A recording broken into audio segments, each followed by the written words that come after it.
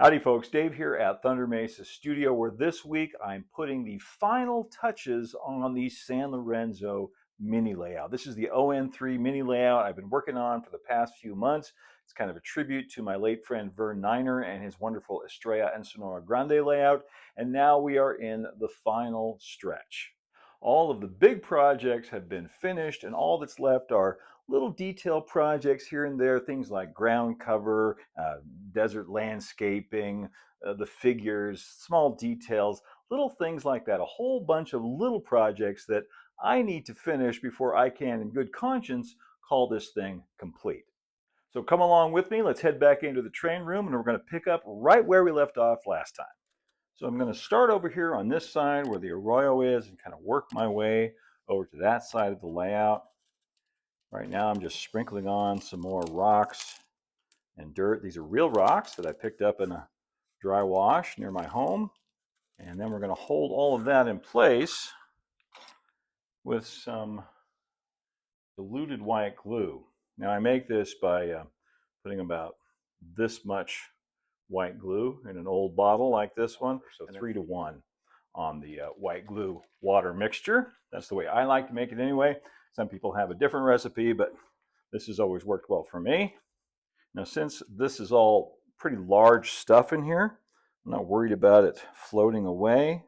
Sometimes you're going to want to wet down your ground cover before you put the white glue on, especially if it's a lot of small loose pieces, but this is some pretty big rocks, so I'm not worried about it washing away.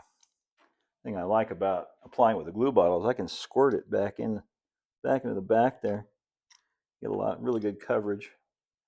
While that glue is still wet, I'm going to sprinkle on some of this Polyblend sanded grout. The color is sandstone. And remember, going back to the early part of the build, I had this color matched so I could paint all the rock work to match this color. This was the color that Verne used on the original San Lorenzo diorama, so I want to follow through with that.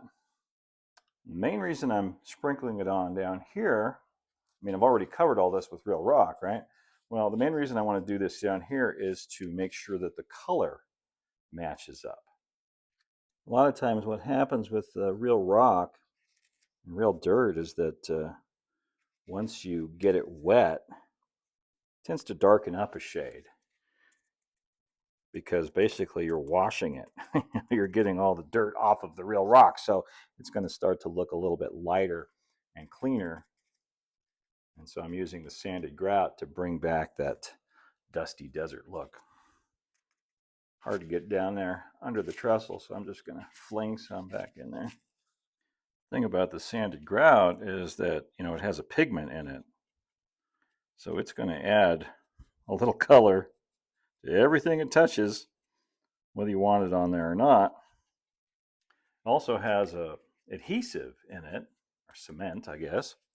And, when you get it wet, it activates that.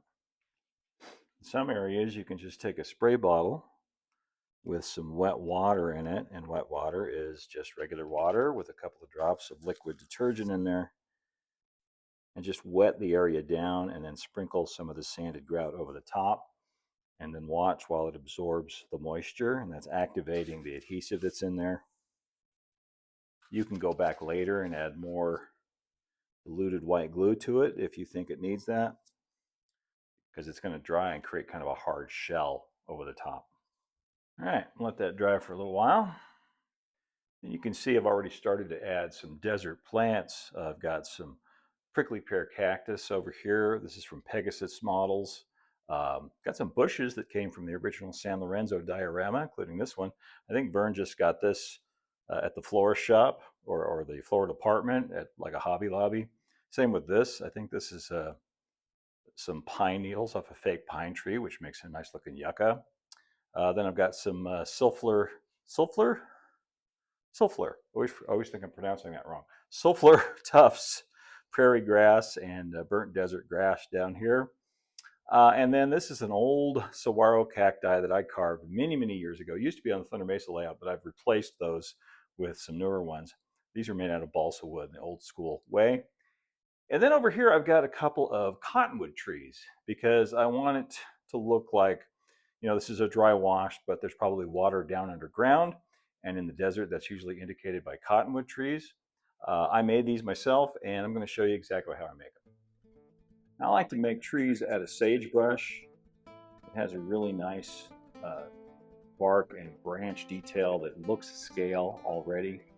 This is some stuff I collected up in southern Utah. If you don't have access in your area to sagebrush out in the wild, you can get it at some floral shops, or you can order it on Etsy. I know someone that sells it on Etsy. I've seen them there. So the first thing I want to do is cut this off square at the bottom. I'm just going to trim this up a little bit. These stringer ones off here, more tree shaped. Pull the sagebrush leaves off. And what I do when I get this stuff is I soak it soak them in matte medium. You get a jar like this or a big bucket, and you put some diluted matte medium in there, or you could use white glue. And what that does is it makes them less brittle. You know, once it soaks in and you let it dry, it gives the branch armature almost kind of a rubbery texture. Then I like to take my twist drill and put a hole in the bottom of the trunk so I can put a pin or nail or toothpick in there, something to help mount it on the layout. And I think on this one I'm going to use a shirt pin. Cut the head off. Pop that in there with some cyanoacrylate. Kick it with a little baking soda. Now we got a handle and a way to plant it on the layout. Now I've got some sulfur summer beech tree foliage. Cottonwoods, aspens, birch trees, poplars, all have very similar looking foliage. So this will work for any of those kind of trees. Just take little pieces of it, cut it out, tease it a little bit. I like the foliage to stay where I put it, not fall off onto the layout, so I tend to use CA glue on it. Just start wrapping it around the branches.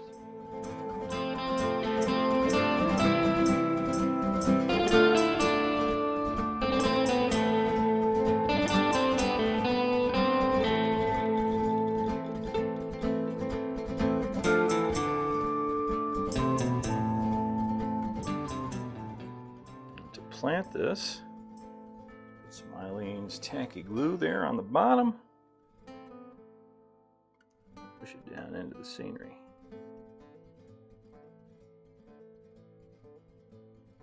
I'll put some of these tufts of prairie grass down here around the base to help blend it in.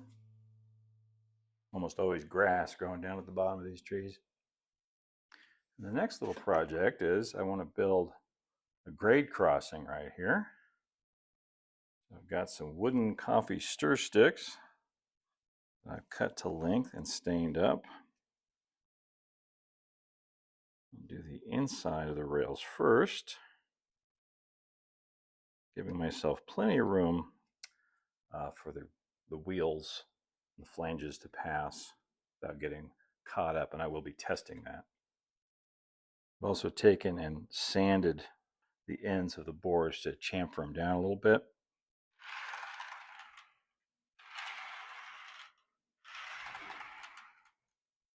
On the boards outside the rail, I like to have them come right up to the edge of the rail.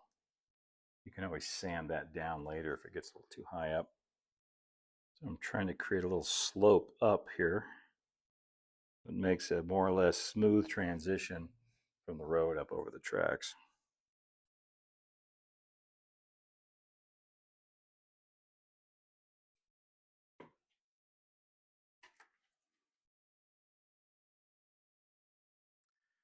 Now the fountain is looking really dirty and dingy. Doesn't look at all like water anymore, so I'm going to try to clean that up and bring the sparkle back to that mottled water in there. I blew all the loose dust out.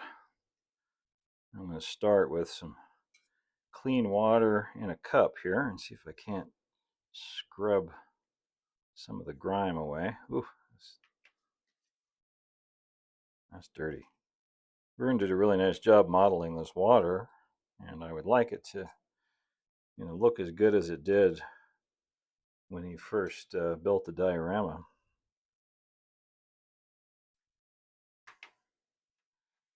Verne Scratch built this fountain out of Sculpey, that oven baked clay.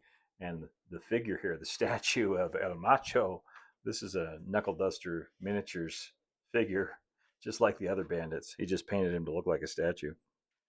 So even after cleaning, that still looks pretty dull and dingy. So I'm going over all of the water surfaces with some of this realistic water from Woodland Scenics, just brushing it on.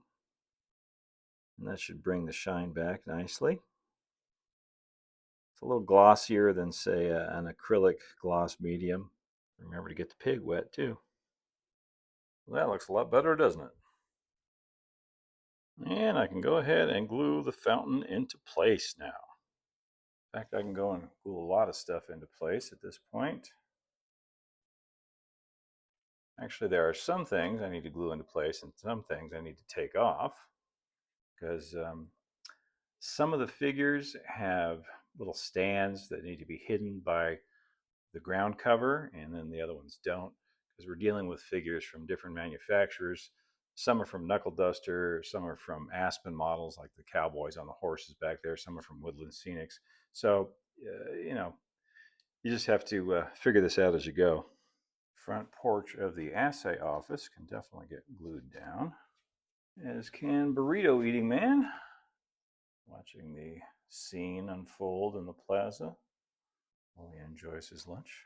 And the lovely senorita coming out of the saloon has a base that needs to be hidden, so I'm going to glue her down, as well as the three banditos, not to be confused with the three amigos. And I can glue down the front steps of the Mission Church, which Verne made out of cork road bed.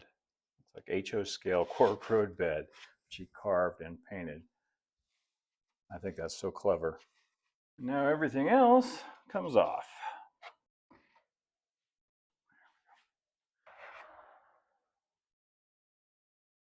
Another small project I almost forgot. I want to build a little retaining wall over here. Since I've got stone on this side, I want to do wood over on this side.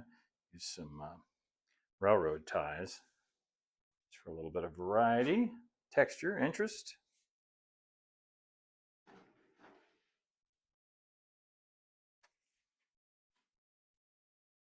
There we go.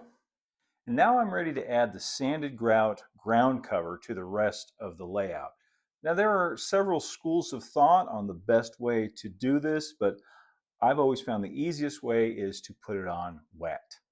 I mix it up in a shallow dish like this, adding small amounts of water, little by little, until I've got a nice thick paste. And I have a couple of old paintbrushes, which this is their only job, is applying sanded grout, because once you use them for this, they're really not good for anything else.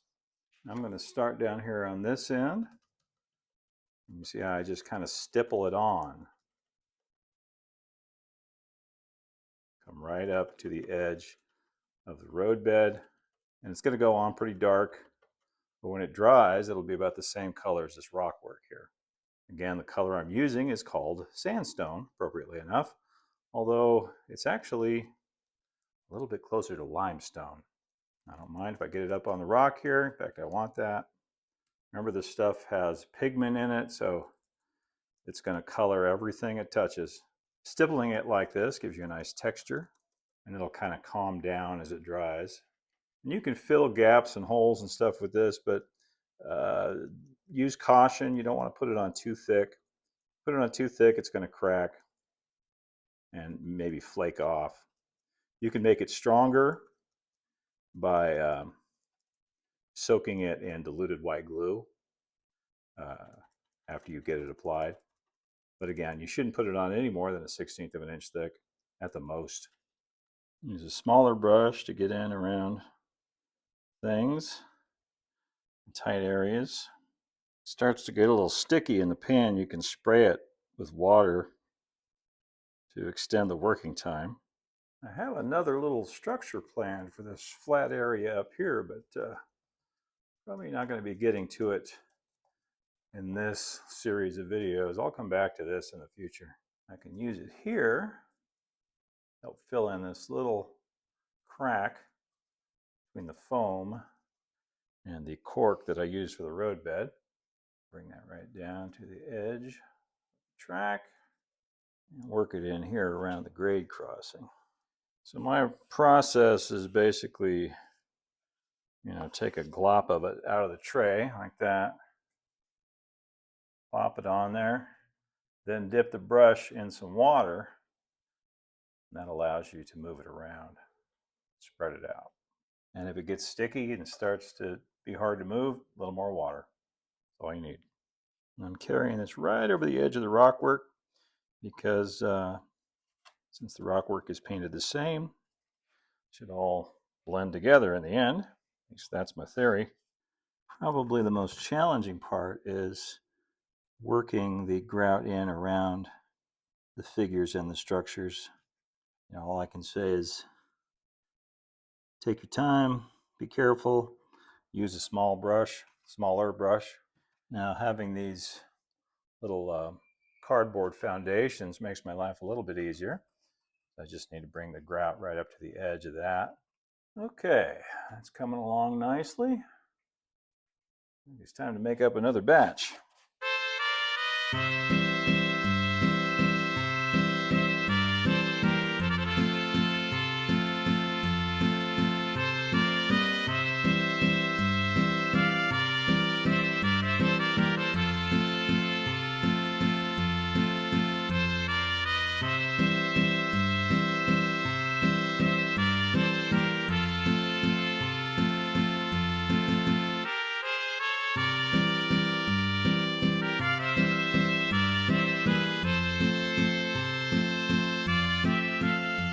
Now to finish up, just taking a small flat brush, going around the base of things like these figures. Make sure that's well blended. So you can't see their little stands. Could have cut the little stands off, but Verne left them on there, so I thought, what the heck? I'll leave them on there. Work in here around the base of these steps. There's no reason why I can't start placing the trees and some of the other details from the original diorama. These cottonwood trees were made by Verne. These big cottonwood trees were made by Verne. Very similar technique to what I showed you earlier. And if I have any serious questions about where things were located, I can always refer to the 2015 On30 annual. Some great pictures of the San Lorenzo diorama in there and the rest of the ENSG. Like this saguaro with the Harris hawk up on top. I'd forgotten that it was right over here by the corner of the mission. And the blooming arbor has always been over here between the mission and the assay office. Then this yucca, just go right here. Verne made this out of some pipe cleaners, jute twine, bits and pieces from the floral department. Just a great job. And there's this really cool ocotillo that's made of wire and ground foam, basically. And that goes over here between the cantina and the assay office. And there was a small saguaro over here also. It's layers of detail. Now, Verne made these saguaros from sculpey, that clay that cooks in the oven. This is a technique we learned from Travis Hanchug. Great technique for making very realistic saguaros. Travis makes the most realistic saguaros and other desert foliage that I've ever seen, but very grateful to him for teaching us this technique, and Verne made a few for his layout, and I'm very happy to have them to put on the San Lorenzo Mini. Then we have these great little potted flowers. And I love the idea that the Padre is keeping a little garden out here. Great storytelling. And there was a big prickly pear against the wall over on this side. These are from Pegasus scale models. This one's already painted, but I've got some I need to paint, so I'll show you how I do it. I'm not sure exactly what kind of desert bushes these are supposed to be, but I do know that on the original diorama, one of the speakers was hidden inside a bush like that. Now, this detail is not from the San Lorenzo diorama. It actually used to be in Hanging Rock on the Thunder Mesa layout, but I thought it would have worked really well right there.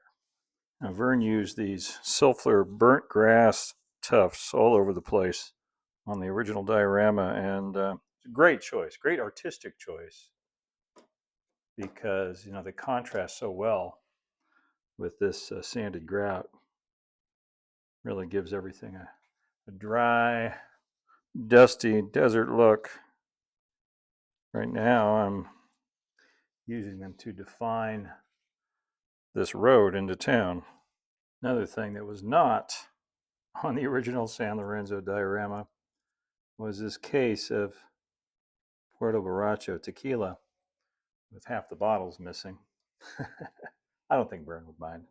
Now, Verne usually had Chuck Wallace Slim's Model T truck parked over here by the Mercantile, but that is the one piece from the San Lorenzo diorama that I do not have.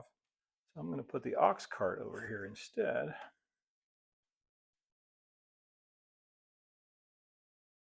The old Padre would move around quite a bit in different places. He's got a pen, so he could be relocated, but most of the time he was over here by the front porch of the mission, praying for the poor lost souls, trying to shoot the pig in the fountain.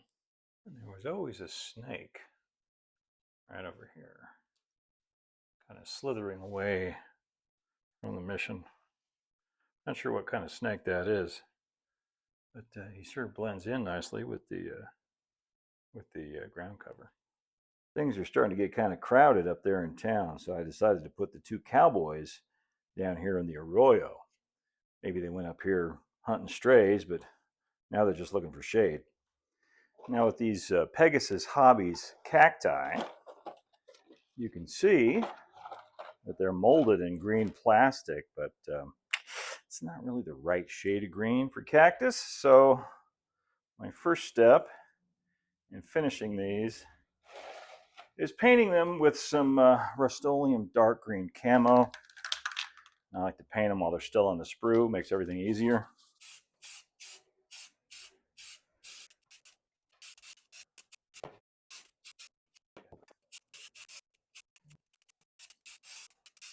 And then when that's had a chance to dry, I'll take some apple barrel marsh green.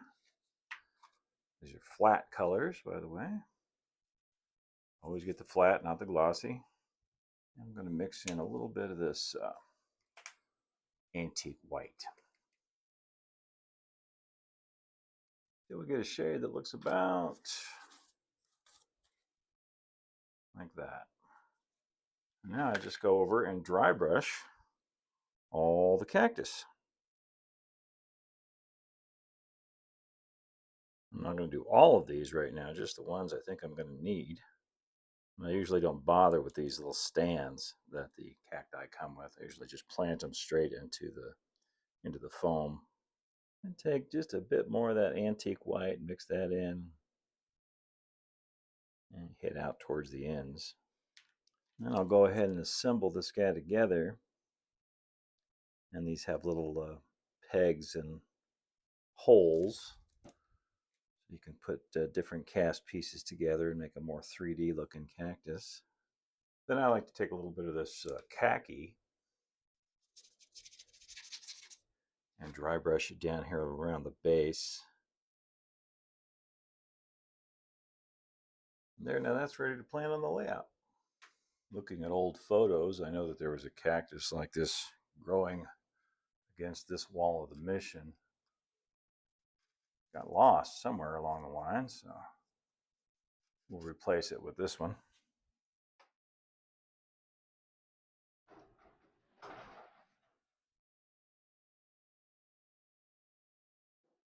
And I'll put another prickly pear over here too.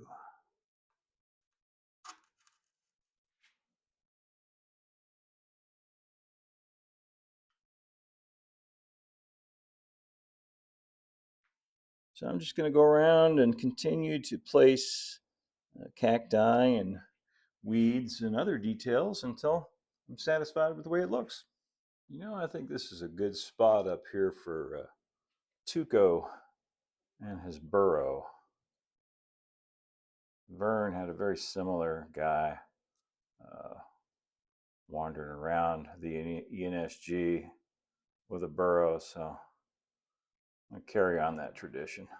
The burrow is a great sculpt from Aspen Modeling Company, and Tuco here is from Knuckle Duster Miniatures, and I painted both of these figures. When this structure was on the Thunder Mesa layout, the sign here for the Burrow Creek Mercantile got damaged, so that's something I want to fix. I've created a new sign for it, and we're going to put that on there. I made this sign in Affinity Photo, which, you know, is a lot like Photoshop.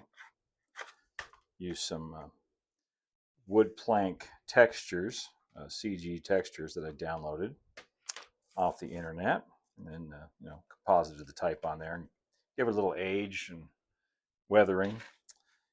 Now I want to laminate this to some Bristol board, which is a thin illustration board, just to thicken this up a little bit, make it more like it's painted on planks. So I'll spray the back of this with some Super 77.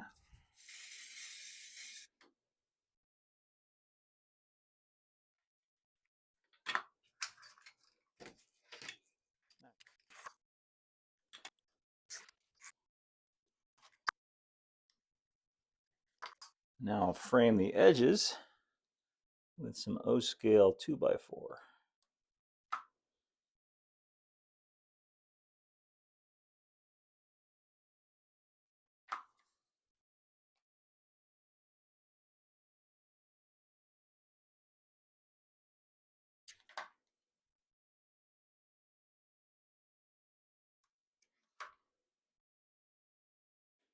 And then this gets glued right over that damaged part of the wall. And while I was making signs, I'd go ahead and make one for the Arroyo de los Burros as well.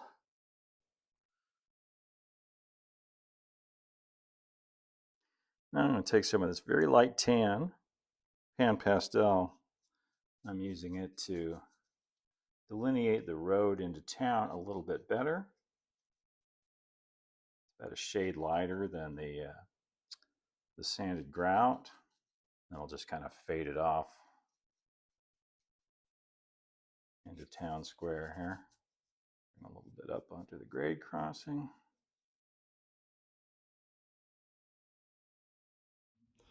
One thing I always suspected that Verne meant to add but never got around to was an outhouse. So we're going to rectify that now. There should really be a couple of them back here, but one is a good start for now.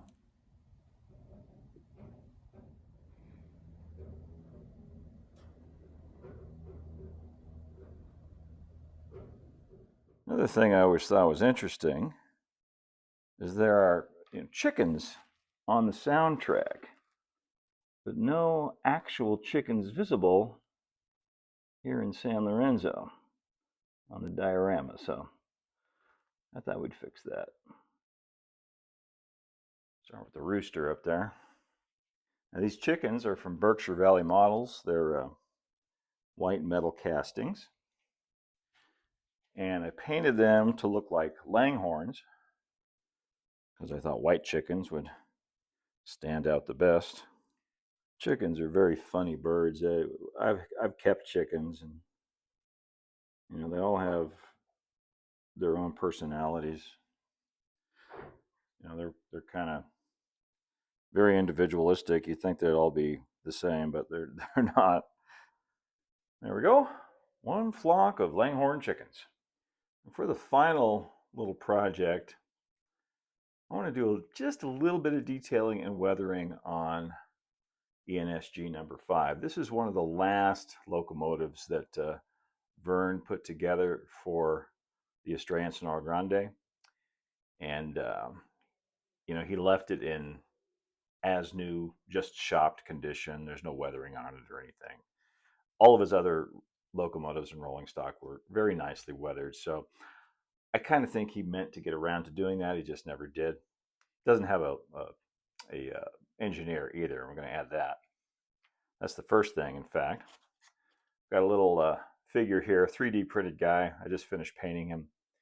This was actually printed for me custom. This was is Ward Kimball. Some of you may recognize Ward. But he also looks a lot like Verne. So in this world, this is Verne Niner, and he's going to be the engineer of number 5 here. First, I want to give him a dark wash. I do this with all of my figures. That's to get back into all of the folds and the clothes and the cracks and crevices, bring out the detail. Also kills the shine of that acrylic paint and, you know, makes him look kind of dirty. I mean, the guy is working in a locomotive, so he's not going to be clean. Now dry brush on some highlights. I think he's ready to go in. And I think I can get him in here without having to take the cab off. The little Johnson bar kind of goes right between his feet there. There we go. And for a fireman, I've got a crew member that Verne painted. And I'm going to put him facing backwards right here by the coal load. And we've got a full crew. I also want to detail this cast-in coal load a little better. I'm painting on some diluted white glue. Now I've got some real coal dust. Real crushed coal. Put that over the top of that glue. And when that glue dries, that's going to make that plastic coal load look so much better. Now I'm going to do just a little light weathering on this with some pan pastels. And the first thing is to add some alkali stains here around the water fill.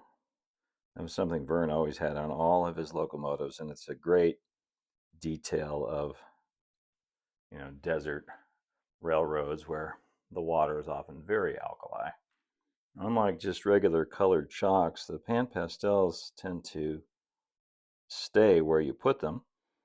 Put a little grime here at the bottom of the saddle tank. Thing is, it's easy to overdo weathering. It's hard to do subtle weathering well. And Verne was really a master at that. He was very good at it. So what I'm doing is I'm kind of putting it on with a small brush and then scrubbing it away and blending it in with a larger brush. A little grime and dirt on the steam chests. Staying away from the wheels pretty much because I like my trains to actually run. And of course, I'll be going back and cleaning the wheels and the contacts and everything before I'm done here. Get the front pilot and dust that up. Do a little bit around the base of the cab. And a little tender. And finally, the roof. And the roof is super important because that's a part of the locomotive that everyone's going to see. Now I'll wrap up the wheels and running gear with some tape, and we'll get a clear matte finish on that. Well, about the only thing left to do now is finish up the fascia. You can see here I've added these 1x2s along the bottom of the box frame. And that's a decorative touch, but it's also practical in that it makes it easier for me and a friend to lift this whole thing up off the stand. So now I want to cover up these speaker holes, and I've got a solution for that. I've cut a couple of squares out of this soft open cell foam. I'm going to put those right over the speaker holes, and we'll attach them in place with some industrial strength Scotch mounting tape. Now, to really dress up this box frame, I've got some peel and stick wood veneers. This is real cedar, and it comes on sheets that are about 12 inches wide. So I'm cutting strips to fit along the box frame here. Now, this is the same stuff we used to cut shingles out of for Crescent Creek models, laser cut shingles. But on these particular sheets, the wood grain is too big to look, to look realistic in O scale, but it's perfect for something like this. And it's super easy to apply. Just cut it to the right shape you want.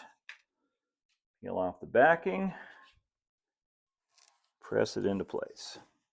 So I'm starting on the ends and then working my way around the corners into the front, and hopefully everything will meet up nicely in the middle.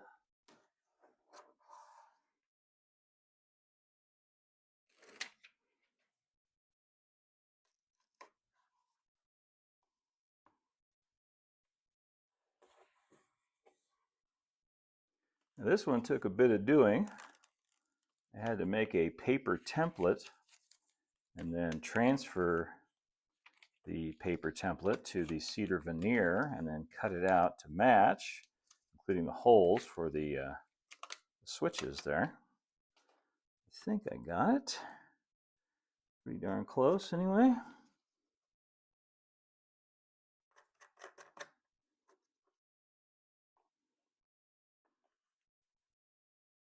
Now I'll just do a little touch up around the edges. I think we got it.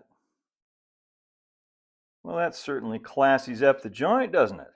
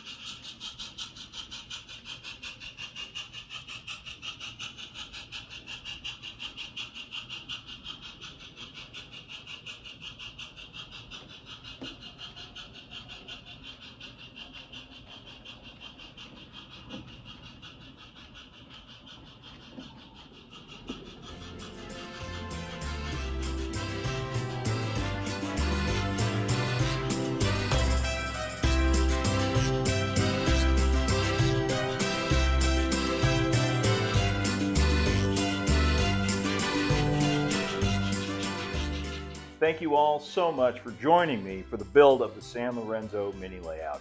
This is a project that's been near and dear to my heart for a long time, and I'm thrilled to have been able to share it with all of you.